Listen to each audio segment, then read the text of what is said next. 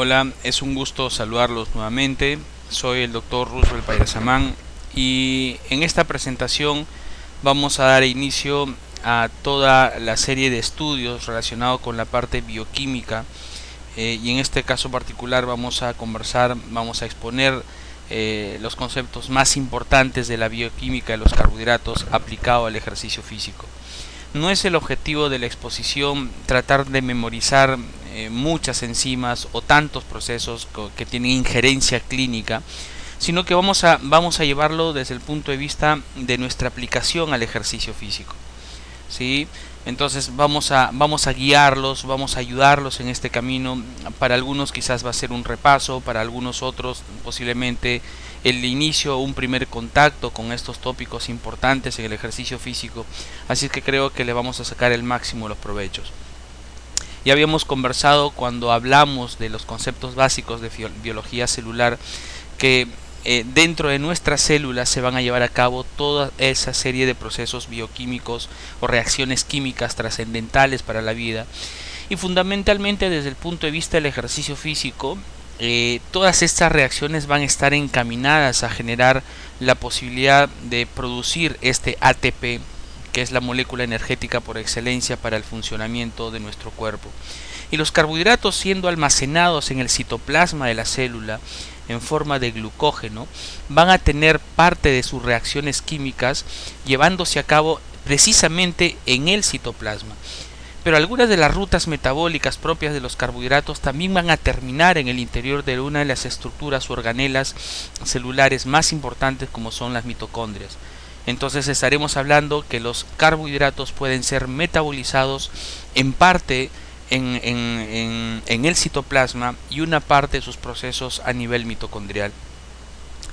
Recordemos en esta imagen que muchos de los sustratos que nosotros vamos a conversar a lo largo de estas tres temas, comenzando desde carbohidratos, es precisamente entender de que estas sustancias o sustratos energéticos, como el caso de los carbohidratos, pueden llegar a terminar dentro de la mitocondria para generar energía, pasando por el ciclo de Krebs, que ya lo vamos a conversar, y por la cadena transportadora de electrones, que también vamos a hablar de la importancia que tiene.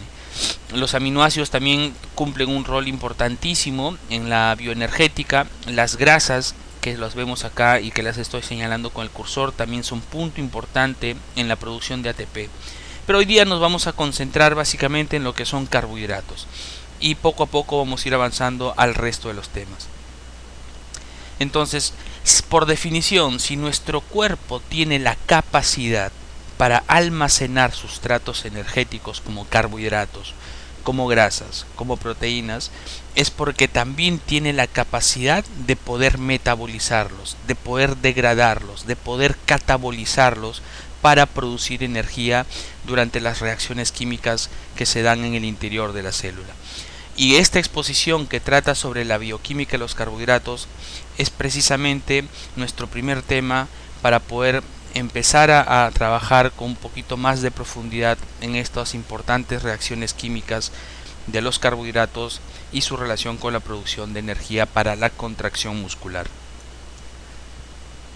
Antes de proseguir, quiero dejar zanjado de una vez por todas, ya complementando lo que habíamos visto anteriormente en las otras exposiciones, de que la producción de ATP está directamente relacionada con un elemento importante para la vida, que es el oxígeno. Dado que nosotros somos seres aeróbicos por excelencia, la mayor cantidad de nuestro ATP en reposo es generado por vía aeróbica. Entonces esto significa que esta producción de ATP va a estar relacionado con el uso del oxígeno que está en la célula, principalmente en el interior de las mitocondrias. Entonces, cuando nosotros hablemos de un ejercicio físico aeróbico, significa que predominantemente la producción de ATP para la contracción muscular en este tipo de ejercicios proviene de la vía aeróbica, es decir, proviene de la vía mitocondrial. Pero cuando nosotros nos ponemos en una situación de un ejercicio físico de alta intensidad, es decir, un ejercicio con cierta exigencia de mucha potencia o de fuerza máxima, trabajos de hipertrofia, sprints, ejercicios que son altamente demandantes, la producción de ATP va a ser predominantemente generada sin el uso del oxígeno que existe en la célula. No es que no haya oxígeno en el interior de la célula, porque una célula sin oxígeno se muere. Entonces significa que a pesar que yo tengo el oxígeno dentro de la célula, dentro de la mitocondria, el ATP que produzco en situación anaeróbica no usa ese oxígeno. Por lo tanto, si habíamos dicho por definición que la vía aeróbica es mitocondrial, la vía anaeróbica será fuera de la mitocondria. Y en este caso particular, este ATP que se va a generar por vía anaeróbica se va a realizar a nivel citoplasmático. ¿Correcto?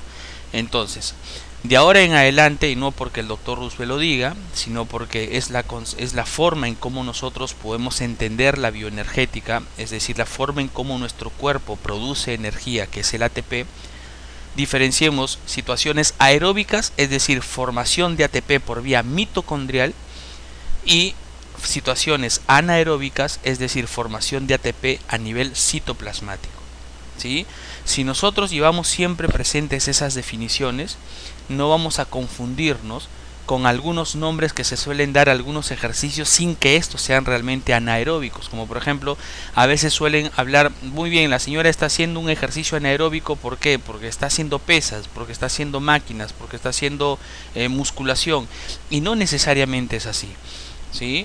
Ya vamos a ver poco a poco, cuando entremos ya a fisiología del ejercicio y hablemos de los sustratos energéticos a través de las vías energéticas, a reforzar estos comentarios que estoy dando en este momento y que va a ser, digamos, la base de todo lo que vamos a hacer más adelante. ¿Comprendido? Entonces ya veremos qué sustratos energéticos son importantes para las vías aeróbicas y qué sustratos energéticos son importantes para las vías anaeróbicas. Dado que la vía de la bioquímica de los carbohidratos está directamente relacionada con una serie de reacciones químicas, habíamos conversado de que un sustrato va a ser degradado por una enzima específica. Entonces siempre hay un término que se llama especificidad. Significa entonces que una enzima va solamente a degradar o a catabolizar a un sustrato S. Por ejemplo, la enzima que está encargada de degradar al glucógeno, llamada fosforilasa, servirá para degradar al glucógeno, no servirá para degradar a una grasa. A eso me refiero con especificidad. ¿Sí? Y como hay tantos sustratos en nuestro cuerpo, por lo tanto habrá tantas cantidades de enzimas que son específicas para cada uno de estos sustratos. Una vez que la enzima con el sustrato se han unido, se forma el complejo enzima-sustrato y la enzima comienza a generar todo el proceso catabólico, liberando dos productos que han sido generados desde el sustrato S que nosotros vemos en pantalla, siendo la enzima la que no se afecta y estando lista para poder aceptar a otro sustrato específico para esta enzima.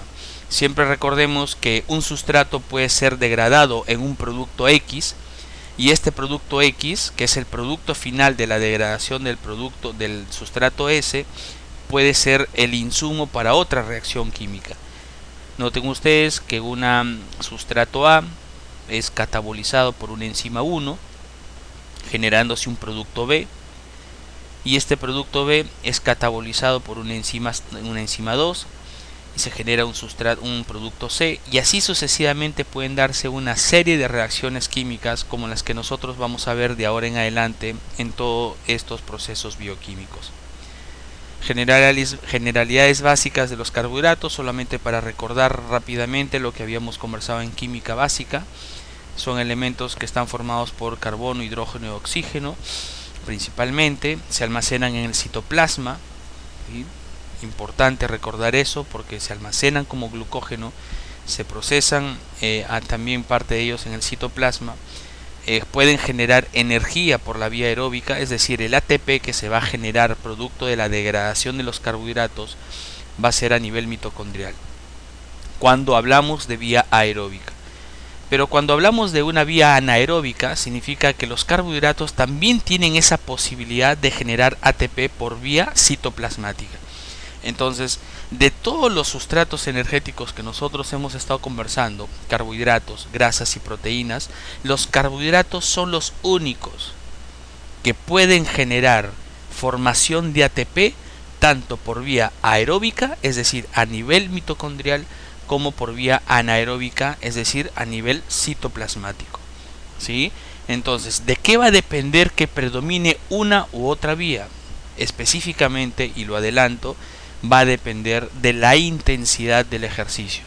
Mientras más alto sea la intensidad del ejercicio, el ATP que deriva de los carbohidratos será predominantemente desde la vía anaeróbica o citoplasmática.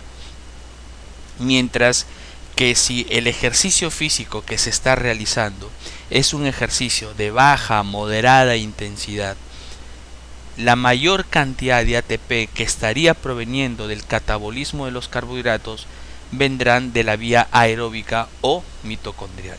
¿Sí? Entonces, importante entender la relación de la intensidad del ejercicio con el tipo de sustrato y la vía metabólica, ya sea aeróbica o anaeróbica, que sea predominante. Esta es la molécula de carbohidratos por excelencia, como lo habíamos conversado, la glucosa. Si tenemos glucosa en sangre, estaríamos hablando de glicemia. Las concentraciones normales de glucosa están en el orden de los 70, 80 hasta máximo 99 miligramos por decilitro en rangos fisiológicos. Si tenemos almacenado carbohidratos en el hígado, estaríamos hablando de glucógeno hepático. Si tenemos almacenado en el músculo, será glucógeno muscular. Y ahora tenemos también la acción de las enzimas sobre los carbohidratos, siendo la insulina una hormona liberada por las células beta pancreáticas. Esta hormona que se llama insulina estará encargada de lograr la disminución de las concentraciones de glucosa en sangre, permitiendo el ingreso de la glucosa al interior de las células para que puedan acumularse y almacenarse en forma de glucógeno. Pero así como la insulina tiene esa capacidad de disminuir los niveles de glucosa, también existen hormonas que en situaciones específicas, como en casos de entrenamiento prolongado o de ejercicios físicos que se puedan estar realizando en ayuno, hormonas como la adrenalina, como el cortisol, como el glucagón, como la hormona del crecimiento, pueden generar una serie de procesos que logren un incremento de las concentraciones de glucosa para poder nosotros tener la suficiente cantidad de energía que migra o que viaja hacia los órganos más nobles, como el caso del cerebro, como el caso del riñón, como el caso de los glóbulos rojos, que son estructuras que son muy dependientes de las cantidades de glucosa que existen en el cuerpo. Entonces, estas hormonas son y muy importantes en dichas situaciones. Entonces ya vamos a ir viendo cómo es que estas hormonas, como la insulina, hace que disminuyan las concentraciones de glucosa en sangre, y cómo el glucagón, cómo la adrenalina, cómo la hormona del crecimiento pueden generar el incremento de carbohidratos, en este caso específico el aumento de la glicemia en situaciones específicas. El carbohidrato principal, glucosa, y la glucosa se almacena en las células en forma de glucógeno a nivel citoplasmático. Siendo el tejido muscular o las células musculares parte de nuestro cuerpo y son las células o el tejido metabólicamente más activo que tenemos, la mayor cantidad de glucosa que nosotros podamos almacenar en nuestro cuerpo va a estar a nivel de las células musculares. Entonces, conforme vamos entrenando y vamos adaptándonos al entrenamiento, podremos generar mayor depósito de carbohidratos en forma de glucógeno en el interior de las células, lo cual es un mecanismo de adaptación esperado. Muy bien, entonces una vez que usted, imaginemos que usted ha terminado de entrenar, ¿sí? Hizo una rutina de entrenamiento X, vamos a ponerle, hizo un ejercicio aeróbico a un 60% de su VO2 max, o estuvo haciendo trabajos de resistencia muscular con máquinas. Entonces usted terminó de entrenar y fue a su casa y tomó sus alimentos, por ejemplo un plato de pastas, ¿no? con carne.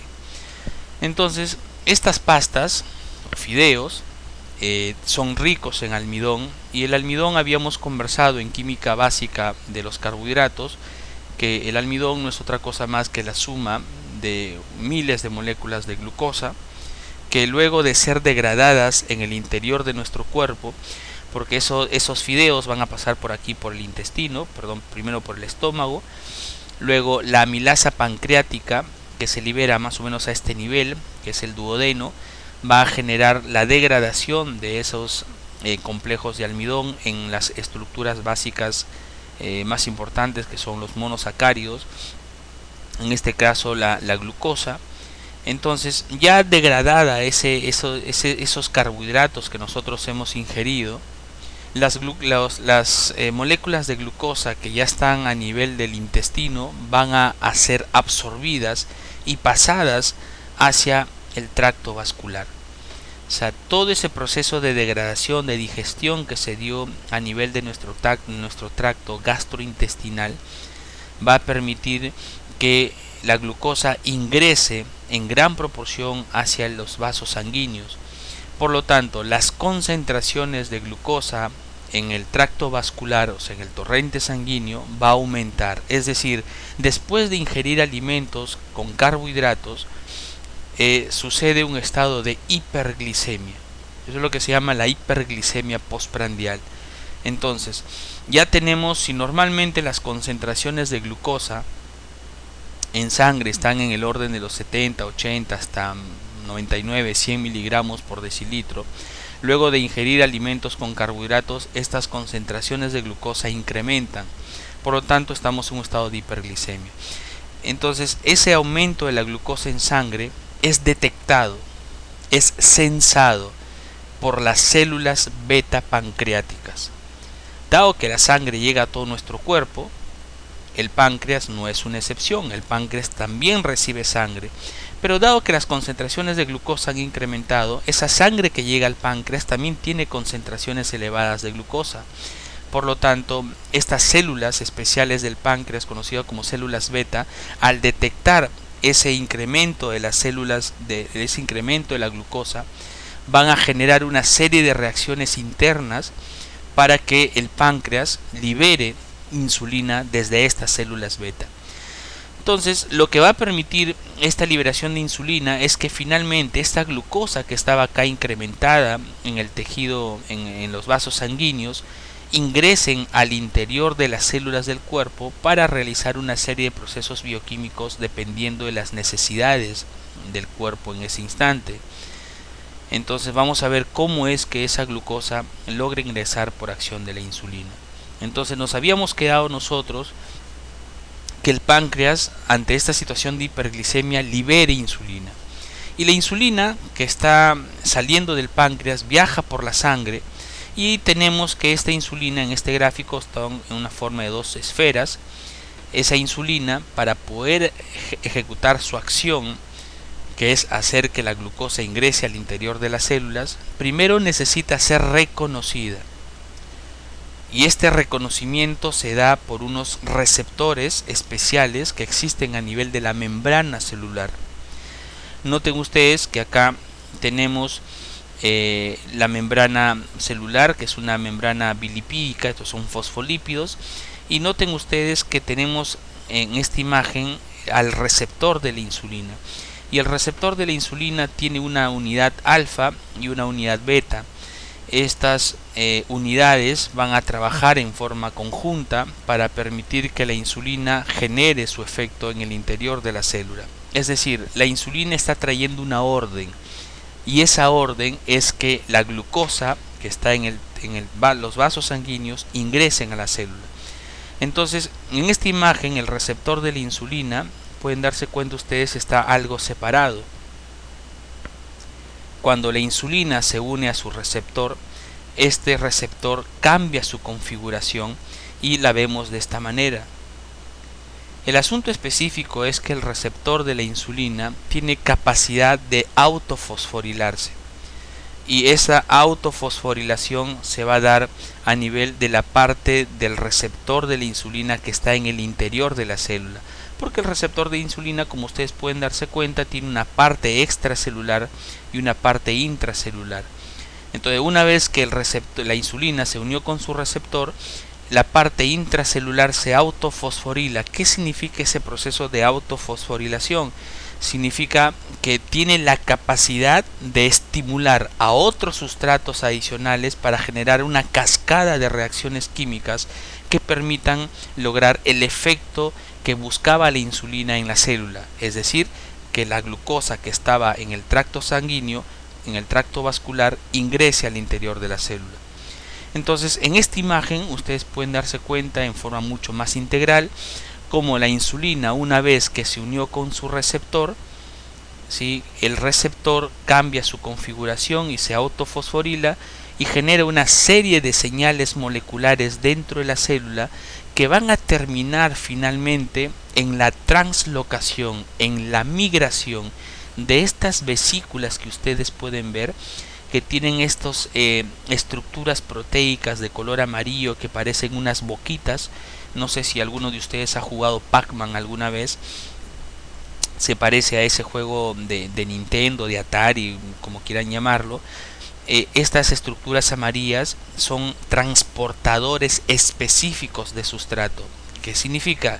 ¿Qué quiere hacer la insulina? Quiere que la glucosa ingrese a la célula. Entonces, estas reacciones moleculares hacen que estas vesículas migren hacia la membrana celular, y cerca a la membrana celular estos transportadores, que son como una especie de canales, se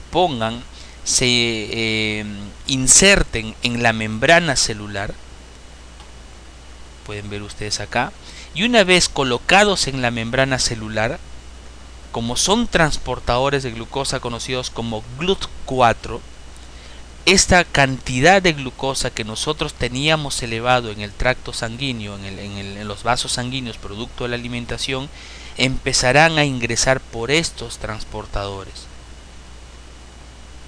Pueden darse cuenta ustedes acá cómo es que la glucosa, que son estos redonditos, empiezan a ingresar al interior de la célula por medio de estos transportadores, dado que hubo una acción de la insulina con su receptor. Entonces, esto es lo que siempre va a suceder ante una ingesta de alimentos ricos en carbohidratos. Lo que va a generarse es una serie de reacciones en nuestro cuerpo con la liberación de insulina desde el páncreas. La insulina se une con su receptor, este receptor cambia su configuración y da una serie de señales moleculares que terminan haciendo la migración, la translocación de estas vesículas con transportadores hacia la membrana para que se genere la expresión de los GLUT4, que son los transportadores de glucosa, y la glucosa que estaba abundando en el medio extracelular, que incluye la parte plasmática, ingresan al interior de la célula. Ya estando en el interior de la célula, la glucosa puede seguir prácticamente dos vías: o es degradada por la vía glucolítica o es almacenada en forma de glucógeno. Entonces vamos a verlo desde un punto de vista de animación, ¿ok? Lo primero que necesito ahorita es que ustedes imaginen que terminaron de comer un pedazo de papa, por ejemplo, o el carbohidrato que más les guste. Entonces, todo el proceso de digestión en nuestro tracto gastrointestinal ha generado que esa cantidad de carbohidratos que yo había comido libere gran cantidad de glucosa hacia el espacio, hacia los vasos sanguíneos. Entonces eso significa que las concentraciones de glucosa en sangre, porque este es el espacio que representa el torrente sanguíneo, va a empezar a tener grandes cantidades de glucosa. Y estas concentraciones de glucosa que se están incrementando son un buen estímulo para que el páncreas libere insulina.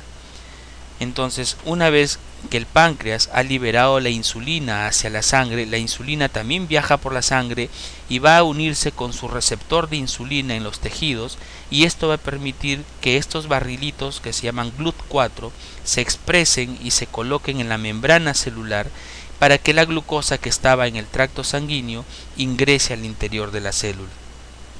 Eso es lo que sucede.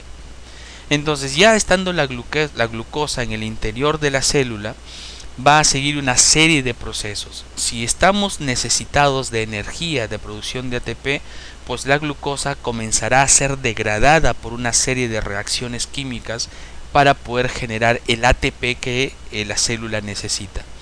Y como habíamos mencionado que los carbohidratos pueden generar ATP en el citoplasma, o sea, anaeróbicamente, y en la mitocondria, es decir, aeróbicamente, en estos procesos de degradación de la glucosa en el citoplasma se forma energía, se forma ATP. Entonces, esta glucosa, como habíamos mencionado en la parte del metabolismo, sigue una serie de reacciones químicas formando un producto, y este producto es el insumo de una enzima para formar otro producto, y este producto será degradado por otra enzima para formar otro producto, y así sucesivamente hasta que la glucosa llegue a una sustancia conocida como piruvato. Entonces, de todas las reacciones químicas que hay desde la glucosa hasta llegar a piruvato que se da en el citoplasma, existen dos enzimas importantes a recordar. La exoquinasa, que es la enzima que va a transformar la glucosa en glucosa 6-fosfato. Si esto es la célula muscular y estoy en el citoplasma de la célula muscular, técnicamente la célula muscular es egoísta. ¿Por qué razón? Porque glucosa que ingresa al citoplasma de la célula, es decir, esta glucosa que ingresó al citoplasma de la célula muscular es glucosa que no sale. Es decir, solamente va a ser utilizado por el mismo músculo. A diferencia del hígado, que cuando ingresa una glucosa, la glucosa ya está acá en el citoplasma, igual se va a transformar en glucosa 6-fosfato por una exoquinasa conocida también como glucosinasa. Pero en situaciones de demanda energética, que una persona no esté comiendo, esa glucosa que se estuvo almacenando en el hígado puede salir nuevamente hacia el torrente sanguíneo para poder ser llevado a otros lugares de nuestro cuerpo que requieran energía. Esa es la diferencia entre la célula hepática y la célula muscular. Entonces, ya la exoquinasa lo que hace es que esta glucosa disminuya sus concentraciones en el citoplasma como tal, para que pueda seguir ingresando algo más de glucosa al interior de la célula. Entonces, si estoy en un estado de recuperación, estoy en un estado post entrenamiento, post sesión de ejercicio, se generan toda una serie de procesos anabólicos de síntesis de sustratos, y la glucosa que está ingresando al interior de la célula pues será derivada hacia la construcción o formación de glucógeno. Pero para que suceda eso, esta glucosa necesita ser transformada primero en glucosa 6-fosfato, y luego de esto sigue una serie de procesos adicionales para llegar a formar glucógeno. Pero estamos en este momento analizando la primera parte de la bioquímica de los carbohidratos, que es la parte glucolítica. Entonces, esa glucosa que ingresó al interior de la célula se transformará en glucosa 6-fosfato. Noten ustedes que acá, para formar esto, ya consumí un ATP. Luego viene la fosfofructoquinasa, que es otra enzima importante a recordar porque es la que genera la velocidad, el ritmo de uso de los carbohidratos. Vale decir, si la glucosa 6-fosfato se transforma en base a todos esos procesos, porque esta es una secuencia resumen, no es una secuencia completa, porque como había mencionado, no tiene sentido que revisemos o nos aprendamos cada uno de los pasos, sino es importante identificar lo más importante, ¿ya? Entonces, valga esa redundancia que acabo de mencionar. Entonces, si la glucosa 6-fosfato sigue la serie de reacciones químicas pasando por fosfofructoquinasa y formándose fructosa 1,6-fosfato, basta que suceda esto para que la situación sea irreversible. Es decir, una vez que ya pasó la aduana de la fosfofructoquinasa, esa glucosa que sigue siendo degradada va a terminar en piruvato. Si no pasa por la fosfofructoquinasa, puede terminar yendo a su almacenamiento final en forma de glucógeno. Entonces son dos enzimas importantes que hay que recordar. ¿Qué más tenemos?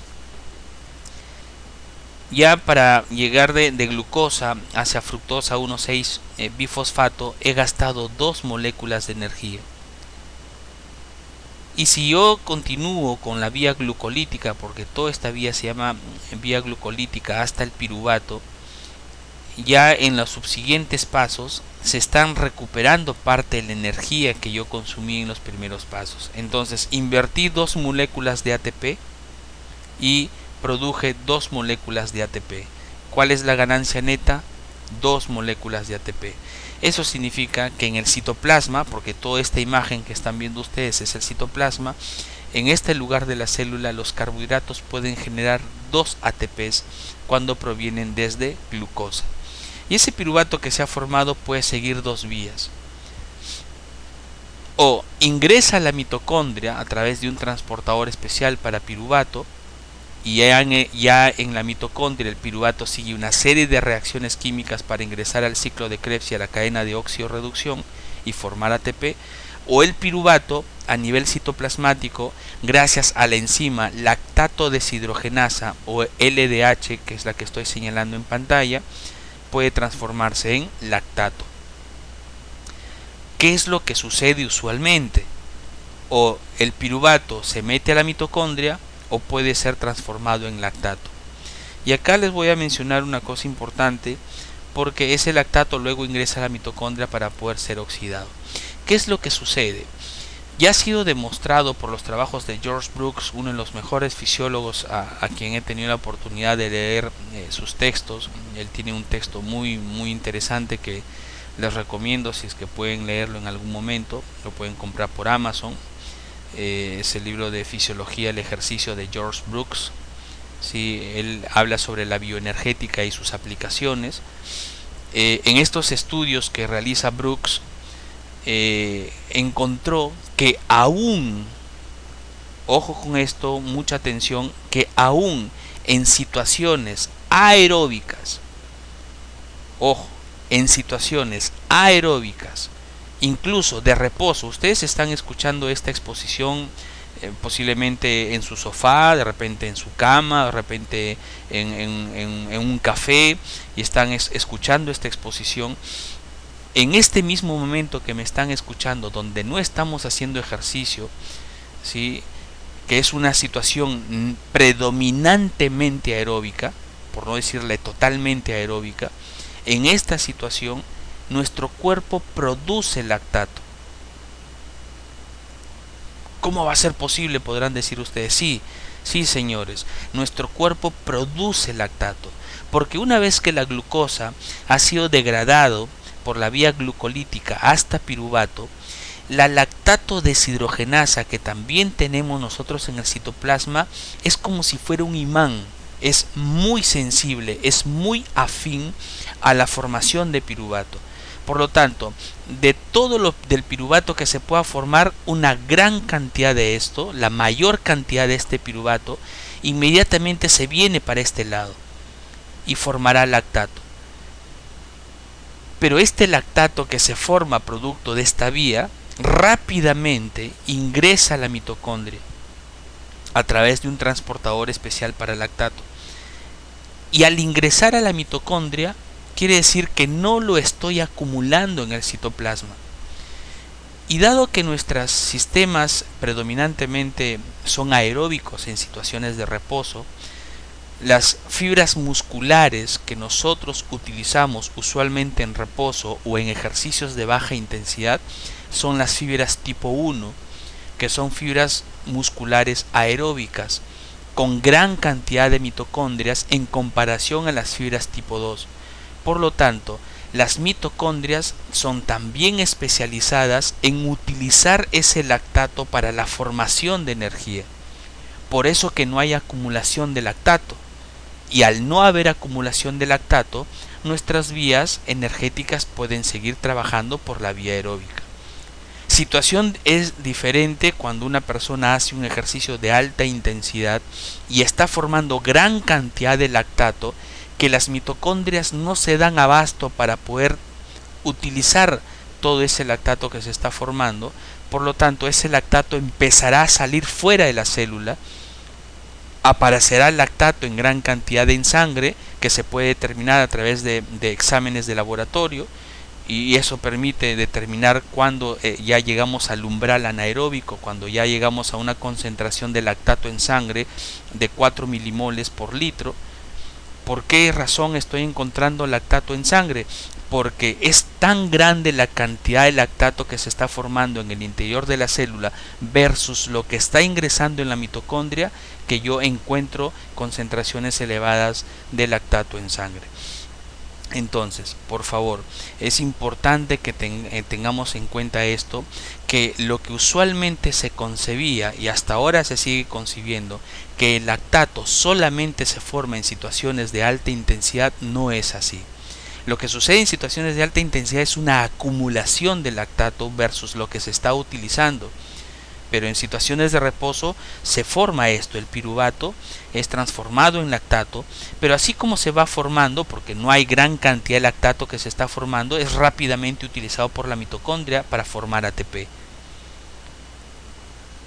Mientras que algo del piruvato ingresará directamente a la mitocondria para poder formar ATP. ¿Correcto? Muy bien. Solamente en situaciones en que el lactato se acumula en el citoplasma, pues saldrá a la sangre y viajará al hígado para transformarse en glucosa. Ese proceso en el cual el lactato que está acumulándose importantemente en la célula sale a la sangre y viaja al hígado, se completa un ciclo que se llama el ciclo de Cori. Es un ciclo muy conocido para las vías gluconeogénicas, que vamos a ver ya dentro de poquito, y esto nos permite entender la importancia del lactato en la producción de energía en diferentes circunstancias. Esta es una imagen que nos permite analizar, si bien es cierto, la insulina que habíamos estado conversando hasta hace poco es importante para que la glucosa ingrese al interior de la célula a través de estos transportadores GLUT4 que son estimulados por la insulina. Resulta que la insulina, si bien es cierto, es importante para generar ese mecanismo. ¿Qué pasa si mi cuerpo no tuviese insulina? Significa que yo tendría un diagnóstico de diabetes tipo 1 y tendría que estar inyectando mi insulina con cierta regularidad para poder tener un control adecuado de las cantidades de glucosa y evitar complicaciones. Pero se ha encontrado a lo largo del tiempo, y esto ya ha sido publicado por muchos estudios, que hay una ruta plenamente independiente de la insulina que permite que esos transportadores GLUT4 que tenemos almacenados en el citoplasma viajen a la membrana celular para que la glucosa que está afuera y que había incrementado por cuestiones de alimentación ingresen al interior de la célula. Esta vía ya la conocemos. La insulina que se libera en situaciones de hiperglicemia genera una serie de reacciones moleculares que van a terminar finalmente en la translocación de los GLUT4 y el ingreso, o uptake es en inglés, el ingreso, la toma de glucosa del espacio o del tracto sanguíneo hacia el interior de la célula. Eso ya lo sabemos, ya lo conocemos. Pero ahora miren un poquito hacia la derecha. ¿Qué les llama la atención de todas estas sustancias o elementos o factores o variables que estoy poniendo acá? Acá dice contracción.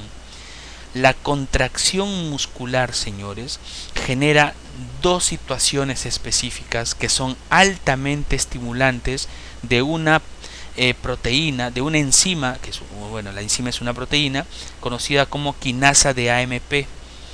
Esta enzima, que ustedes la pueden ver acá, es una enzima muy importante para que se genere la translocación de los GLUT4. Si bien es cierto, la insulina viene por este lado, en el caso que nosotros, aún teniendo algún problema de diabetes tipo 1, si hago ejercicio físico en forma regular, donde exista definitivamente la contracción muscular que se dé con el espacio y la intensidad adecuada, esta contracción muscular genera un incremento de esta relación.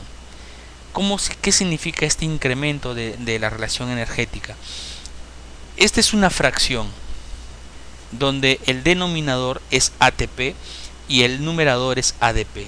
Cuando yo utilizo ATP, se forma ADP más P. Esa es la forma estequiométrica de poder entenderla. Entonces quiere decir que mientras más ATP yo utilice, este ATP se hace más chiquito y esto se hace más grande. Por lo tanto, si tengo un numerador grande sobre un denominador chiquito, la relación es alta. Cuando esta relación vale decir en forma más simple, cuando la cantidad de ADP empieza a aumentar, se estimula a esta quinasa de AMP. Y si yo estimulo a esta quinasa de AMP, se genera la translocación de los GLUT4 independientemente de la insulina. El otro dato interesante, importante, es que cuando aumenta las concentraciones de calcio en el citoplasma, este evento de aumento del calcio dentro del citoplasma es un buen estímulo para la quinasa de AMP y esto generará un incremento de la translocación de los GLUT4. Pero ¿en qué circunstancias hace que el calcio aumente en el citoplasma de la célula muscular? Pues para que haya contracción muscular debe haber llegado un impulso nervioso que me permita realizar esa contracción. Y este impulso nervioso genera una liberación de calcio que está almacenado en el retículo sarcoplasmático, que ya lo revisamos, aunque sea un poquito, en la parte de biología celular. Y este calcio que estaba almacenado en el retículo sarcoplasmático va a salir al citoplasma. Algo de este calcio que salió al citoplasma se unirá con la troponina, tropomiosina, actina y miosina para generar la contracción, pero también este calcio que empieza a aumentar sus concentraciones en el citoplasma será un buen estímulo para esta quinasa de AMP que finalmente permitirá la translocación de los GLUT4 hacia la membrana celular y permita el ingreso de la glucosa al interior de la célula. Entonces, no olvidemos este mecanismo importantísimo que es una ruta independiente de insulina para uso de la glucosa, ¿sí? Entonces, por eso que esto nos da la base importante, la justificación científica para que en todos los procedimientos terapéuticos de personas con diabetes tipo 1 y tipo 2 sea parte importante el ejercicio de esa terapéutica. No solo es medicamento. Y recuerden esto, que ustedes son promotores de salud, son personal de salud, no necesariamente por el hecho de ser médico o ser nutricionista. Los entrenadores, profesores de educación física que están en constante preparación académica porque se enfrentan con un cliente, tienen que entender que por más buen medicamento que tome una persona con diabetes, si no come bien y no hace ejercicio, tarde o temprano va a terminar con complicaciones. Y esto, señores, que ustedes están viendo en pantalla, es la justificación científica impostergable de que todo paciente con diabetes debe de realizar ejercicio físico para mejorar su situación metabólica. Entonces, haciendo una recapitulación de todo lo que hemos visto hasta ahora, cuando la glucosa ingresa a la célula, siguen, mire, una serie de procesos bioquímicos. No son solamente los que les mostré en pantalla hace 2 diapositivas, sino que sigue una serie de procesos bioquímicos que podría uno memorizárselo si desea. Bueno, cada uno tiene la libertad de hacerlo.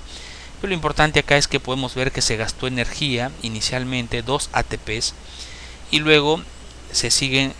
Noten ustedes, se acuerdan que les mencioné que la glucosa es una hexosa, tiene 6 carbonos, y luego cuando llega a fructosa 1,6 bifosfato se rompe en 2 partes, y al romperse en 2 partes va a terminar formando una línea que llega a piruvato y otra línea que llega a piruvato. Pero doctor, acá dice ácido pirúvico. Sí, es cierto, se forma como ácido pirúvico, pero como estamos en un medio acuoso, porque el citoplasma es un medio acuoso, recuerden que los ácidos tienen capacidad de donar un protón, un electrón. Entonces, al perder un ion hidrógeno, este ácido pirúvico, ¿sí?, se queda como piruvato. Y noten ustedes que el piruvato tiene 3 carbonos, y acá tengo otro piruvato 3 carbonos, pero yo partí de una glucosa que tiene 6 carbonos. Quiere decir que esa glucosa se ha roto en 2 y ha formado 2 moléculas de piruvato. Pero como inicialmente gasté 2 ATPs y por esta vía que va a ir a formar a un piruvato se van a generar 2 ATPs, por esta vía yo ya tengo 0 de ganancia, porque gasté 2 y ya recuperé 2. 2 menos 2, 0. Pero me queda la otra ruta. Y por esta ruta yo produzco un ATP y un ATP. Quiere decir que cuando yo estoy en citoplasma y uso la vía glucolítica partiendo de glucosa, llegaré hasta piruvato formando, en resumidas cuentas, 2 ATPs de ganancia neta. Por otro lado, si es que va a primar la vía aeróbica, estos elementos de rojo que se llaman NAD hidrogenados son elementos que van a ir a la cadena de oxirreducción, como vamos a ver más adelante, para formar también ATP. Por cada NAD que se forme en situaciones aeróbicas, se van a formar 3 ATPs en la vía de la oxidorreducción. Entonces a todo este proceso que parte desde glucosa y termina en piruvato se llama glucólisis, pero como todo se está quedando a nivel citoplasmático se llamará glucólisis anaeróbica. De esta imagen, antes de pasar a otra, quiero que miren esto que voy a marcar en este momento. Esas dos estructuras, esas dos moléculas se llaman 3-fosfoglicerato, ¿sí? Que acá en inglés dice 3-fosfoglyceric acid. Pero ese ácido pierde un ion, entonces pierde un hidrógeno y se va a quedar como 3-fosfoglicerato. ¿Por qué lo encierro? Porque este 3-fosfoglicerato, glicerato viene de glicerol, ¿le suena algo?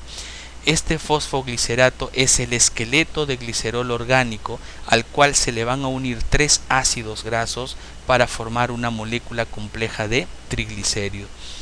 Entonces ya empiezan ahí ustedes a relacionar que los carbohidratos están íntimamente relacionados con las grasas. Sí, cuando existe un exceso de comida de carbohidratos se van a formar gran cantidad de estos 3-fosfogliceratos y solamente estarían esperando a 3 ácidos grasos que se formen también por otras vías para almacenar la grasa en forma de triglicérido. ¿Sí? Ese 3-fosfoglicerato sirve para la formación de triglicéridos. Muy bien, entonces una vez que se formó el piruvato habíamos dicho que va a pasar, ya esto es el citoplasma y todo esto es la mitocondria. El piruvato va a ingresar a la mitocondria a través de un transportador de piruvato y ya estando en la mitocondria, el piruvato va a ser transformado a una molécula trascendental en los procesos bioquímicos, y esta molécula sí necesito que se la aprendan y que nunca se olviden. El piruvato que nosotros tenemos acá y que estoy señalando en pantalla va a ser transformado en acetilcoenzima A. Para poder generar de piruvato acetilcoenzima A he utilizado una enzima conocida como piruvato deshidrogenasa.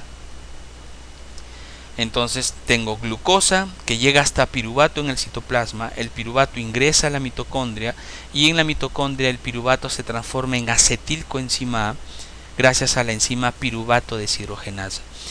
Una vez que se ha formado acetilcoenzima A, esta acetilcoenzima A reacciona con el oxalacetato, que es un cetoácido, es un intermediario del ciclo de Krebs, que es ya el último de la escala del ciclo de Krebs, porque la acetilcolina que ustedes ven en pantalla se va a unir con el oxalacetato para formar citrato. Y este citrato es el inicio del ciclo de Krebs y va a dar toda esta serie de mecanismos para cerrar el ciclo. De citrato sigue otras vías, hay alfa-cetoglutarato, hay succinilcoenzima A, hay fumarato, llegamos a oxalacetato. Entonces es un ciclo muy importante. Se conoce como el ciclo de Krebs o ciclo de los ácidos tricarboxílicos. ¿Qué me interesa o qué es importante recordar de este ciclo y que lo voy a tocar en la parte de carbohidratos, en la parte B, que ustedes también pueden revisar en la próxima exposición? Es que el ciclo de Krebs es un ciclo importantísimo porque durante este ciclo se van a generar intermediarios metabólicos que van a permitir en la cadena de óxido-reducción producir ATP. Entonces, esto es importante recordarlo porque noten ustedes que en el ciclo de Krebs estoy formando un NAD, 2 NAD, 3 NAD. Estas son moléculas intermediarias de energía que están acarreando electrones. Y por cada NAD que se forma, por cada NAD hidrogenado que se forma, se van a generar 3 ATPs. Aparte que estoy formando otra molécula conocida como FAT hidrogenado, que me va a formar 2 ATPs en la cadena de óxido-reducción. Y en el mismo ciclo de Krebs se forma un ATP. Aparte de ello, es importante ver que se está formando CO2, y por esa razón las fibras musculares aeróbicas, como las fibras tipo 1, tienen una mayor vascularización en comparación a las fibras musculares tipo 2, porque al estar produciendo gran cantidad de CO2, ese CO2 tiene que ser eliminado, viajar por la sangre y llegar a los pulmones para poder ser eliminados al exterior. Otra cosa importante que debemos de recordar nosotros es que hay muchas sustancias de estos intermediarios del ciclo de Krebs que pueden ser derivados de algunos aminoácidos. Cuando veamos proteínas, vamos a trabajar mucho con los procesos de transaminación, y ahí retomaremos un poquito esta explicación para entender que cuando la persona no se alimenta bien y hace ejercicio físico, puede alterarse el ciclo de Krebs, porque estos intermediarios del ciclo de Krebs pueden verse afectados. Entonces, para no verse afectados, estos intermediarios son derivados de algunos aminoácidos. Por ejemplo, el alfa-cetoglutarato puede derivar del glutamato. Por ejemplo, el oxalacetato puede derivar del aspartato. La succinilcoenzima A puede derivar de alguno de los aminoácidos de cadena ramificada como valina, leucina y isoleucina. Entonces, esto es una situación importante a considerar, que las dietas mata hambre no tienen sentido para una persona que hace ejercicio. Si una persona desea bajar peso, lo mejor que puede hacer es balancear su alimentación en forma apropiada, sumado a un plan de entrenamiento que le permita ser más eficiente en perder grasa durante el ejercicio. Pero el ciclo de Krebs conversaremos en la próxima exposición. Sigamos entonces. A este proceso en el cual el piruvato ha ingresado a la mitocondria y ha seguido toda esa serie de secuencias en el ciclo de Krebs gracias a la formación de acetilcoenzima A, se llama glucólisis aeróbica, porque es aquí en este nivel donde se van a generar los intermediarios para formar ATP en la cadena de óxido-reducción. Esta es una vía de la glucólisis resumida, donde ustedes vamos a concretarla. Glucosa que sigue la vía glucolítica va a llegar hasta formar piruvato. El piruvato puede ingresar a la mitocondria y se transforma en acetilcoenzima A. Y la acetilcoenzima A reacciona con el oxalacetato para formar citrato y se da todo el ciclo de Krebs. Y de este ciclo de Krebs se forman 3 NADs, un FAT y un ATP. Si un NAD significa formación de 3 ATPs, por 3 sería 9. Un FAT es 2, por 1, 2. 9 más 2 van 11, más 1, 12. Esa es la cantidad de ATPs que se puede producir por cada ciclo de Krebs. 12 ATPs en comparación a los 2 ATPs que se generaron a nivel citoplasmático. Por eso que la vía aeróbica es mucho más importante desde el punto de vista de producción de energía. La glucosa, ya habíamos mencionado, deriva hasta piruvato en el citoplasma. Por la lactato deshidrogenasa citoplasmática, el piruvato se transforma en lactato. El lactato puede ingresar a la mitocondria, y por la lactato deshidrogenasa mitocondrial, este lactato que ingresa se va a formar a piruvato nuevamente, y el piruvato se transforma en acetilcoenzima A, porque en la mitocondria tenemos una enzima que se conoce como piruvato deshidrogenasa. Entonces, glucosa, piruvato. El piruvato tiene dos formas de ingresar a la mitocondria: o directo y se transforma en acetilcoenzima A, o primero se es transformado a lactato por la lactato deshidrogenasa citoplasmática, y el lactato ingresa ya en la mitocondria. Por la lactato deshidrogenasa mitocondrial se forma nuevamente piruvato, y el piruvato se convierte en acetilcoenzima A, que pasa a la oxidación por medio del ciclo de Krebs y la cadena de transportadora de electrones. Esto es partiendo de glucosa, pero el glucógeno habíamos dicho que no es otra cosa más que la unión de miles de moléculas de glucosa. Entonces el glucógeno que yo tengo almacenado puede ser convertido a miles de glucosa y la glucosa seguir todo este mecanismo. Pero entonces, ¿cómo es que se forma ese glucógeno? Veamos. Cuando usted terminó de comer, las concentraciones altas de glucosa hicieron que del páncreas se libere insulina, Y la insulina lo que hace es unirse con su receptor en la membrana de las células de nuestro cuerpo, principalmente en la célula muscular, y va a permitir que, producto de esta unión de la insulina con su receptor, los GLUT4 se coloquen en la membrana celular y la glucosa empiece a ingresar al interior de la célula. Ya en el interior de la célula, estas concentraciones altas de glucosa van a generar un estímulo para que esa insulina estimule a una enzima que se conoce como glucógeno sintasa o glucógeno sintetasa. Esta glucógeno sintetasa lo que va a hacer es utilizar todas estas glucosas que han ingresado al citoplasma de la célula para formar glucógeno. Entonces, esto es importante también recordarlo, porque dependiendo del estado nutricional que tenga la persona y en qué momento de la recuperación me encuentre, la insulina, al ser estimulada por la comida que uno ha tomado y que ha tenido carbohidratos, pues elevará su concentración, y al elevar su concentración va a ser un estímulo para la glucógeno sintetasa, que va a utilizar glucosa para formar glucógeno. ¿Qué más tenemos? Ese mecanismo por el cual las glucosas son transformadas en glucógeno se llama glucogenogénesis. Sin embargo, una vez que, si hoy día terminé de entrenar, descanso, me alimento, al otro día me voy a entrenar, ya desde el glucógeno tiene que empezar a ser degradado para formar energía. Entonces, en situaciones de ejercicio físico, la adrenalina se libera glucagón, y esto es un estímulo para la formación de AMP cíclico, y el AMP cíclico es un estímulo para la formación de fosforilasa. Entonces, ¿qué significa esta imagen? El AMP cíclico es considerado como una especie de segunda hormona. Es un segundo mensajero, es como que el que va a ayudar al mensaje que trae una hormona específica para que se canalice en un efecto determinado. Por ejemplo, la adrenalina que se libera durante el ejercicio físico, para poder tener un efecto en una célula, tiene también que ser reconocida por su receptor. Y este receptor de la adrenalina va a estimular a otra serie de enzimas, especialmente a la adenilciclasa, para que forme AMP cíclico. Entonces, en resumidas cuentas, la adrenalina lo que hace es estimular que haya mayor cantidad de AMP cíclico, que es una hormona, digamos, intracelular, y el AMP cíclico va a estimular a la fosforilasa, que está también dentro de la célula, para que se active. Y al activarse la fosforilasa, hace que el glucógeno se convierta en glucosa, es decir, ese glucógeno comienza a ser degradado. Pero acá hay un problema. El problema,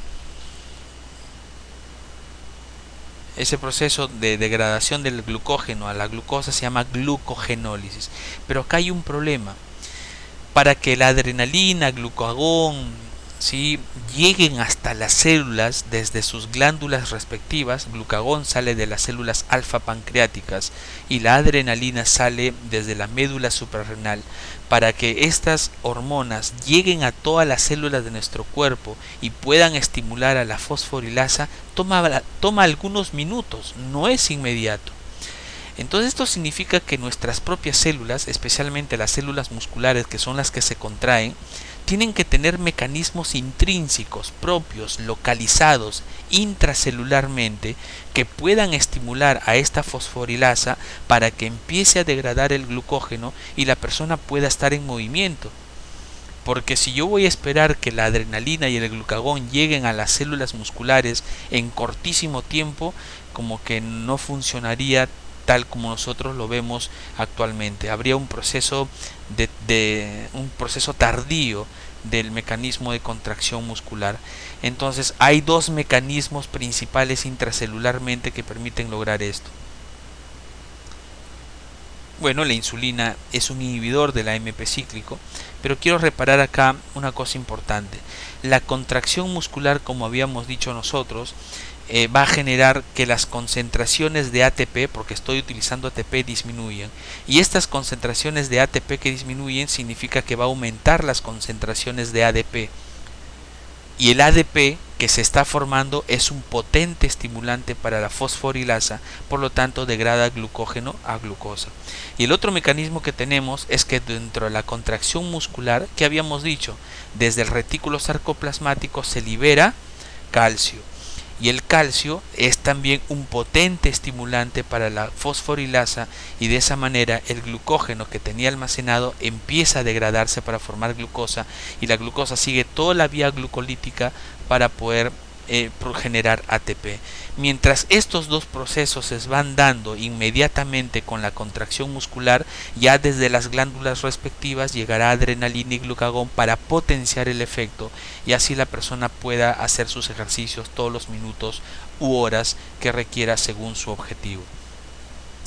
El asunto es que insulina versus adrenalina y glucagón son como si fueran algo enemigos.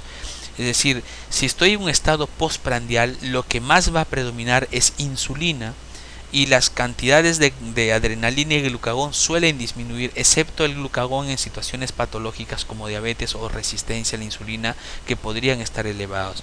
Pero desde el punto de vista macro del ejercicio, usualmente son inversas. En una situación de alimentación postprandial, posalimentación, aumenta insulina y baja adrenalina y glucagón. Por eso que la insulina lo que va a hacer es encargarse de estimular a la glucógeno sintetasa para formar glucosa hacia glucógeno, y al mismo tiempo inhibe la formación de AMP cíclico para que no me degrade el glucógeno que estoy formando. Y cuando la persona empieza a hacer ejercicio, las concentraciones de insulina comienzan a disminuir y empiezan a aumentar las concentraciones de adrenalina y glucagón. Por lo tanto, como ya no hay insulina, esto se pierde y queda el efecto neto de adrenalina sobre la formación de AMP cíclico, y este AMP cíclico estimulará a la fosforilasa para que el glucógeno sea degradado a glucosa y yo tenga los insumos necesarios para la contracción muscular. Esto es lo que sucede todo el tiempo. Dependiendo del estado en el que me encuentre, si estoy durante el ejercicio, habrá predominio de toda esta vía de acá que estoy señalando con el cursor, mientras que si estoy en el post-entrenamiento, en el postprandial, en el post-alimentación, predominará esta vía de la izquierda, donde la insulina tiene mucho que ver con el proceso de almacenamiento de carbohidratos en nuestro cuerpo. Si nosotros hemos podido entender estos mecanismos, esto es lo que siempre vamos a estar hablando durante el entrenamiento. Hablamos de predominancias de situaciones metabólicas que son propicias ya sea para almacenar o ya sean propicias para catabolizar. Esto será un proceso anabólico, porque la insulina es una hormona anabólica, o habrá predominio catabólico durante el ejercicio gracias a estas hormonas o a estos agentes que son importantes para la generación de energía. Dependiendo de esos estados que les había mencionado, cuando la glucosa llega después de un proceso de alimentación, llega hacia, en este caso este es una molécula, es una célula hepática, es un hepatocito. ¿Y por qué razón? Les voy a mencionar ahorita.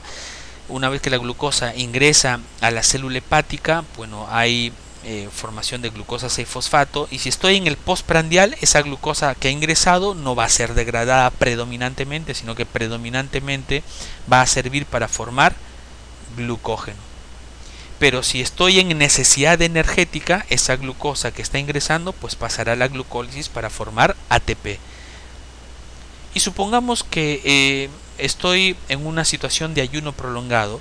Este glucógeno que yo ya tenía almacenado en el hígado va a ser degradado, formará glucosa 6-fosfato y liberará glucosa al torrente sanguíneo. La célula hepática es la única, como dice acá la imagen, liver only, ¿sí? Es únicamente en el hígado donde sucede la posibilidad de que la glucosa que yo tengo almacenada en forma de glucógeno sea degradada para liberarla al torrente sanguíneo. Y esta razón es porque la célula muscular, cuando nosotros vimos que cuando ingresa la glucosa, la exoquinasa forma glucosa 6-fosfato. La célula muscular no puede revertir el proceso de glucosa 6-fosfato a glucosa y que la glucosa salga. La razón de esto es que ese grupo fosfato que se ha unido a la glucosa no puede ser roto. se requeriría una enzima adicional para romperla. En cambio, en el hígado, esta glucosa 6-fosfato que yo tengo almacenada o que derivó del glucógeno puede ser rota, porque la célula hepática tiene una enzima conocida como glucosa 6-fosfatasa. Esta glucosa 6-fosfatasa rompe en el enlace del fosfato, me queda glucosa libre y esto sale a la sangre. Esa es la razón por la cual la célula hepática es la más importante desde el punto de vista de sostener nuestros mecanismos cuando nosotros no nos hemos alimentado bien o en situaciones de demanda energética. Ya terminando los procesos catabólicos y anabólicos que hemos estado comentando sobre los carbohidratos, hay un proceso muy interesante y muy importante a conversar en el mundo de los carbohidratos, que es un proceso conocido como gluconeogénesis. La gluconeogénesis es un proceso en el cual nuestro cuerpo es capaz de formar glucosa desde insumos que no son carbohidratos. Miren qué cosa más interesante, producto de miles de años de evolución, ¿sí? Si recordamos a nuestros antepasados en la era paleolítica, en esa época nuestros antepasados eran más carnívoros que digamos devoradores de carbohidratos, porque los carbohidratos aparecieron miles de años después, cuando ya el hombre se volvió ya se ubicó en un determinado terreno, empezó a ser agricultor, etcétera. Pero inicialmente era más carnívoro y recolectaba lo que encontraba a su paso, algunas frutas, algunos vegetales, bueno, lo que existía en la naturaleza, pero inicialmente era mucho más carnívoro que ahora. Entonces, si se alimentaba solamente de carne, o predominantemente carne, ¿cómo es que logró subsistir a lo largo de tanto tiempo? Y es porque el hígado era capaz de transformar esos insumos proteicos en carbohidratos, porque el cerebro trabaja con carbohidratos, los glóbulos rojos trabajan con carbohidratos, los riñones trabajan con carbohidratos. Nuestras mismas células musculares necesitan carbohidratos. Entonces, esto significa que el hígado es el órgano más importante desde el punto de vista de fabricación de carbohidratos desde insumos que no son carbohidratos. Miren qué tal redundancia por tanto carbohidrato que he mencionado, pero es así, es todo un ciclo. Cuando la célula muscular está siendo estimulada para la contracción durante ejercicios relativamente intensos, habíamos mencionado que en situaciones de alta intensidad las células musculares pueden formar gran cantidad de lactato, y parte de este lactato va a ingresar a la mitocondria, pero va a haber algo de ese lactato que no va a poder ser ingresado a la mitocondria para ser oxidado, sino que tendrá que salir al tracto sanguíneo por el ciclo de Cori. Entonces, este lactato que ustedes ven acá, que se está formando y acumulando en la célula muscular, saldrá a la vía sanguínea, llegará al hígado y por procesos de gluconeogénesis formará glucosa. A este ciclo en el cual el lactato llega al hígado y forma glucosa, y la glucosa es derivado nuevamente al músculo o a cualquier otro órgano del cuerpo que lo requiera dependiendo de la demanda energética, se lo conoce como ciclo de Cori. Pero el lactato no es el único que puede generar este proceso de gluconeogénesis. Noten ustedes que tengo este aminoácido. La alanina, que es un aminoácido que está presente en las proteínas de todo nuestro cuerpo, y muy abundante también en las proteínas de la célula muscular, en un ejercicio de alta intensidad, potencialmente como suele pasar en muchos centros deportivos o de gimnasios, que la gente piensa que hacer más intenso su ejercicio por más tiempo será más beneficioso para quemar grasa. No es así. Estos ejercicios intensos, no controlados, en una situación de alimentación no adecuada, pueden generar liberación de cortisol. Y el cortisol es un potente proteolítico, es decir, le gusta devorar, degradar la proteína muscular, y producto de esa liberación o degradación de proteínas musculares, siendo los insumos las proteínas aminoácidos, se liberan aminoácidos como la alanina, y la alanina sale a la sangre, viaja al hígado y por transaminación me va a formar piruvato. Ya hablaremos de esto en bioquímica de las proteínas, centrándonos en el proceso de transaminación.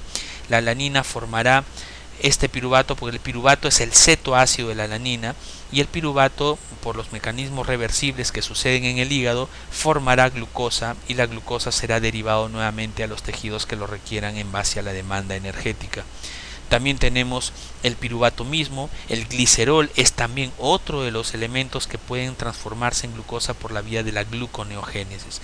Entonces, estas situaciones son importantes a considerarlas durante el proceso de entrenamiento para que nosotros podamos orientar de una mejor manera a nuestros clientes.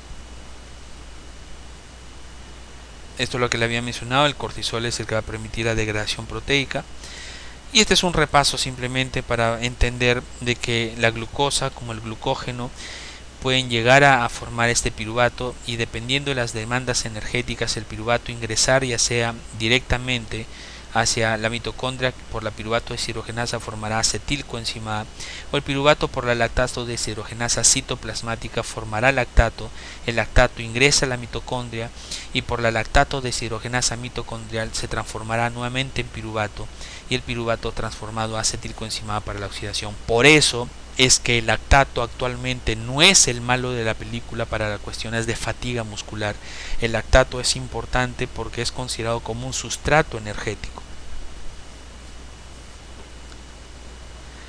Y este es el ciclo de Krebs que les había mencionado, y que es solamente la última imagen de esta primera presentación sobre carbohidratos, porque lo voy a desmenuzar un poquito más en la próxima exposición, de tal manera que ustedes puedan tener una visión más amigable de lo que sucede en el ciclo de Krebs, que es uno de los ciclos trascendentales en las vías aeróbicas para formación de ATP. Y todo comienza con la unión de la acetilcoenzima A, que derivó del piruvato, en este caso de carbohidratos, y se va a unir con el oxalacetato para formar citrato, y de acá se da toda la vuelta para que en este camino de llegar otra vez a oxalacetato se vaya formando 1, 2, 3 NAD, un FAT y un ATP. Y esto tiene una explicación a nivel de la cadena transportadora de electrones, lo cual va a ser importante para la producción de energía. Hasta ahora, a nivel citoplasmático, el producto de la glucólisis nos da 2 ATPs netos, ¿correcto? Habíamos dicho que desde glucosa hasta fructosa 1,6-bifosfato se consumieron 2 ATPs. Luego se rompen 2 y va a haber un piruvato donde se gana 2 ATPs, pero 2 menos 2 del inicio ya son 0. Pero el otro lado también me da un piruvato y se forman 2 ATPs. Hasta ahora, a nivel citoplasmático, producto de la glucogenólisis, se forman 3 ATPs. Es decir, si yo parto desde glucosa hasta piruvato, la ganancia neta son 2 ATPs. Pero si parto desde glucógeno, la ganancia neta desde glucógeno hasta piruvato son 3 ATPs. Uno más, al menos. Es algo importante, pero no es una gran diferencia, pero ayuda. ¿Cómo se llega a formar 38 y 39 ATPs totales en el catabolismo de los carbohidratos cuando siguen la vía aeróbica? Se los dejo como tarea para que ustedes puedan revisar un poquito más de información, y lo podríamos discutir en las fechas de webinar que van a ser publicados, para que ustedes puedan tener una especie de búsqueda de información, que también es importante en todo proceso de estudio o de capacitación. ¿De dónde salen esos 38 ATPs de la vía aeróbica? ¿De dónde? Muy bien, señores, les agradezco su atención. Esta es la primera parte de carbohidratos. Espero hayan podido tener un poquito más de información sobre los procesos bioquímicos de los carbohidratos. Recomiendo puedan repasar esta exposición, las partes que ustedes crean convenientes, anotar sus inquietudes y poder consultármelas a través del correo electrónico o en los webinars cuando tengamos las presentaciones. Gracias por su atención y nos vemos en la siguiente exposición.